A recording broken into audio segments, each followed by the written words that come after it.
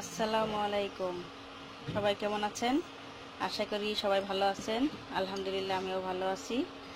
আজকে আপনাদের একটি আনকমন রেসিপি দেখাবো। তা হলো মুগ ডাল দিয়ে, আর এখানে দেখতে পাচ্ছেন এগুলো হলো গরুর মাংসের সাথে যে চর্বিগুলো থাকে, তখন সেগুলো আমি এই আলাদা করে নিয়ে আমি মাংসের সাথে তেলটাকে আলাদা করে নিচ্ছি। আলাদা করে তারপর আমি সেগুলো ছোট ছোট করে পিস পিস করে কেটে আমি একটু লবণ হলুদ দিয়ে একটু জ্বালায় রাখছি। জ্বালায় রেখে পরে এরকম হয়েছে। এখন আমি এগুলো দিয়ে আর এই ডাল দিয়ে রান্না করব। এই মুগ ডাল এগুলো মানে এমনি রান্না করলে ভালো লাগে না, শুধু রান্না করলে কেমন যেন একটা গন্ধ আসে। এগুলো যদি কোনো মাংস, মাছ বা চর্বি এগুলো দিয়ে রান্না করে, তা ইলিশ মাছ এগুলো দিয়ে রান্না করলে ভালো লাগে। আমি আজকে এই চর্বিগুলো দিয়ে রান্না করব। তো আমি চুলা অন করে দিয়েছি।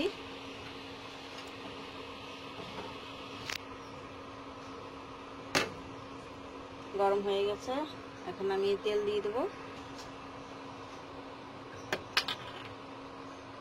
তেল দিয়ে দেব।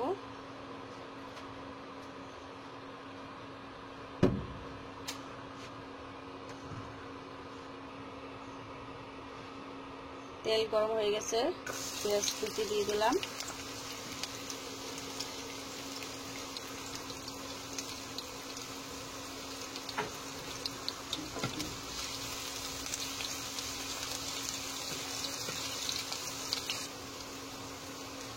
হালকা করে আমি তেলে পেঁয়াজ ভেজে নিচ্ছি। এখন বাটা মশলাগুলো দিয়ে দেব। জিরা বাটা, রসুন বাটা, আদা বাটা।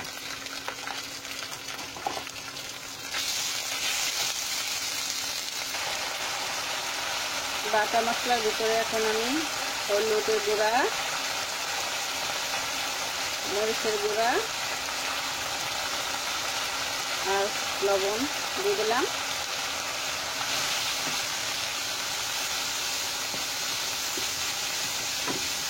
তেল বেশি দেয়নি, কারণ এই যে গরুর যে চর্বিগুলো আছে ওর মধ্যে অনেক তেল আছে, ওই জন্য আমি শুধু মশলা কষানোর জন্য অল্প তেল দিয়ে দিচ্ছি। একটু পানি দিতে হবে, পানি দিয়ে মশলাটা ভালো করে কষিয়ে নেব।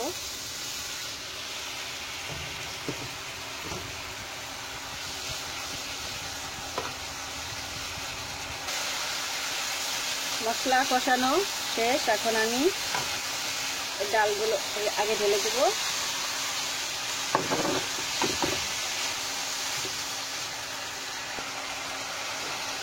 ডালের সাথে এই চর্বিগুলো দিয়ে দেব। এখন আমি ভালো করে একটু কষিয়ে নেব।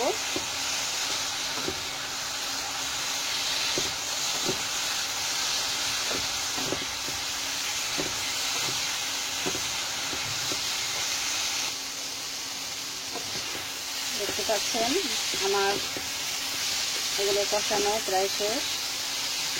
এখন আমি পানি দিয়ে দেব। পানি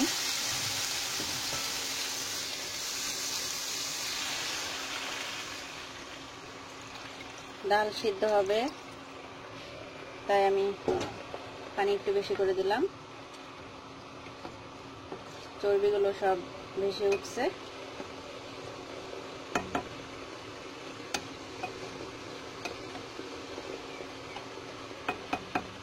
এখন আমি ঢেকে দিব। ডাল সিদ্ধ যতক্ষণ না সিদ্ধ হচ্ছে ততক্ষণ আমার রান্না করতে হবে এভাবে। দেখতে পাচ্ছেন পানি অনেকটা শুকিয়ে গেছে। এখন আমি ঢাকনা উঠিয়ে দেখি ডাল সিদ্ধ হয়ে গেছে। আমি মাঝে একবার ঢাকনা খুলে এই তেজপাতা 2টা দিয়ে দিয়েছিলাম, সেটা ভিডিও করিনি। আমি দারচিনি আর এলাচ গুঁড়ো করে রেখেছি, একটু দিয়ে দিই।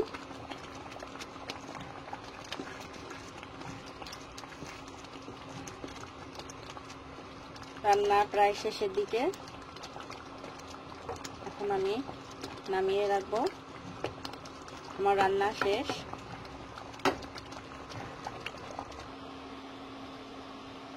দর্শক, এই হলো আমার মুগ ডাল দিয়ে আর গরুর চর্বি দিয়ে রান্না করলাম। তো আপনারা বাসায় অবশ্যই ট্রাই করে দেখবেন, ইনশাল্লাহ ভালো লাগবে। আর আজ এ পর্যন্তই। পরবর্তী অন্য কোনো ভিডিও নিয়ে আসবো। সবাই ভালো থাকবেন, সুস্থ থাকবেন। আল্লাহ হাফেজ।